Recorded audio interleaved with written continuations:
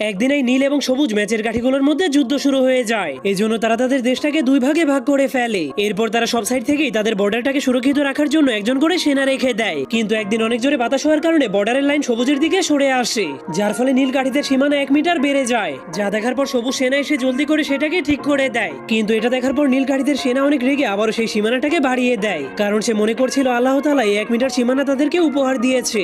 এজন্য সে অনেক রেগে সেই সীমানাটাকে নেওয়ার জন্য সবুজ কাঠিটার সাথে লড়াই করতে করতে তার কোমর ভেঙে দেয়, যার কারণে সবুজ কাঠিটা নিজের জীবন বাঁচানোর জন্য হামাগুড়ি দিয়ে সেখান থেকে পালাতে শুরু করে দেয়। তখন এই সুযোগটাকে কাজে লাগিয়ে নীল কাঠিটা তাদের সীমানাকে আরো 3 মিটার বাড়িয়ে দেয়। ঠিক তখনই সবুজ সেনাবাহিনীরা এসে তাকে মেরে ফেলে। এরপর নিজেদের সীমানাকে 20 মিটার বাড়িয়ে দেয়। এজন্য নীল সেনাবাহিনীর অনেক বড় একটা দল এসে তাদের উপর আক্রমণ করে দেয়, যার ফলে তাদের দুই দলের মধ্যে ভয়ঙ্কর একটা যুদ্ধ শুরু হয়ে যায়। ঠিক তখন একটা নীল সৈনিক ভয়ঙ্কর একটা মেশিন গান দিয়ে তাদেরকে উড়িয়ে দিতে শুরু করে। এজন্য সবুজ সেনাবাহিনীর একটা ট্যাঙ্কের মাধ্যমে তাদের সবাইকে পিষে ফেলতে শুরু করে। কিন্তু তখনই নীল সৈনিকেরা ব্যারিকেড